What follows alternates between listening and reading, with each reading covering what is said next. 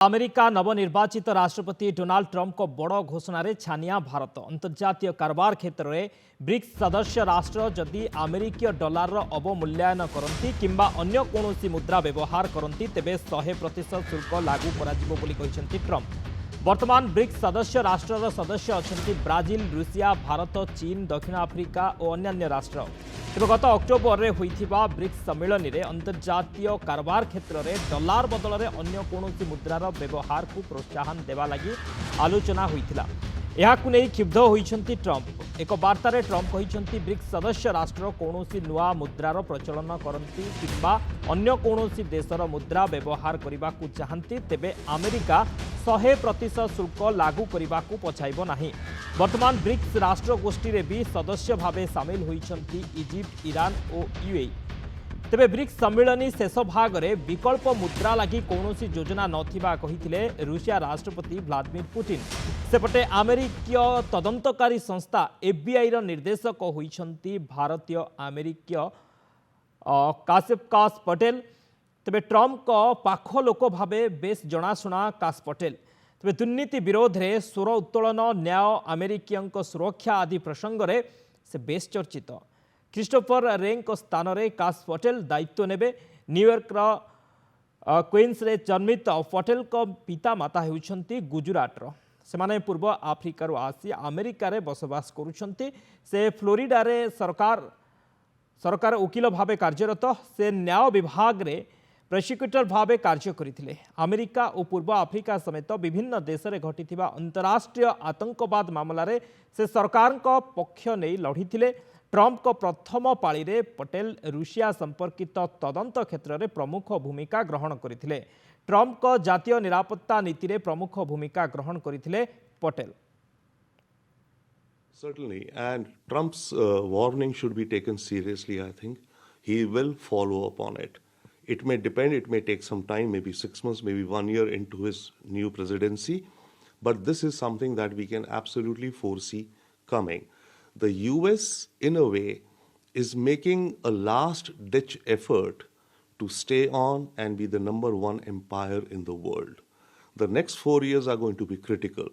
What Trump is attempting is that the world order or the world matrix for the next 40-50 years will be centered around America, and America will dominate the foreign policy of nations, the currency of nations, and all other related aspects. अधिक आलोचना करवा professor मानस बेहेरा राजनीतिक समीक्षक आम सहित phone line जोड़ी होती। Professor Behera आपको स्वागत करुच्ची नंदीघोष टीवी की। डॉलर अवमूल्यन किंबा अन्य मुद्रा व्यवहार कले महंगा हेबो ई चेतावनी को ट्रंप ए घोषणा को केम देखुछंती? एटा अमेरिकार साम्राज्यवादी चरित्र विश्व बदली गलानी। अमेरिका बुझियो को नाराज एवं निर्वाचन शपथ पाठ उत्सव पूर्व सी जो डॉलर हेजिमनी डॉलर जो प्राधान्य विश्व रे अछि थिला एवं अनेक आह्वान सृष्टि होइछि ताकू बंचै रखिया पई अमेरिकार साम्राज्यवादी व्यवस्था को बंचै रखिया पई एटा ट्रंप कर प्रचेष्टा। तो वर्तमान विश्व रे शतकड़ा 88 भाग आंतर्जातिक कारोबार डॉलर माध्यम होउछि एवं विश्व रे जो फॉरेन रिजर्व अछि वैदेशिक मुद्रा गच्छित अछि तार 60% होउछि डॉलर रे। तेणु विश्व जो वाणिज्यिक व्यवस्था ताकू डॉलर माड़ीबसिक अच्छी एवं एटा तृतीय विश्वर राष्ट्र विकासशील राष्ट्र एवं जो माने विकसित होगा उद्यम करुछन्ति भारत, ब्राजिल भलिया राष्ट्र, आफ्रिका भलिया राष्ट्र ए माने बेसी क्षतिग्रस्त होउछन्ति। एवं रूस यूक्रेन युद्ध परे जो डॉलर हेजिमनी जोटा कुआ होउछि बा डॉलर रो विश्व व्यवस्था जो प्राधान्य ता ऊपर अनेक आह्वान सृष्टि होइछि। रूस जोटा एनर्जी सेक्टर पेट्रोल डीजल अलग जिनस देला सेटा नॉन डॉलर पेमेंट हला।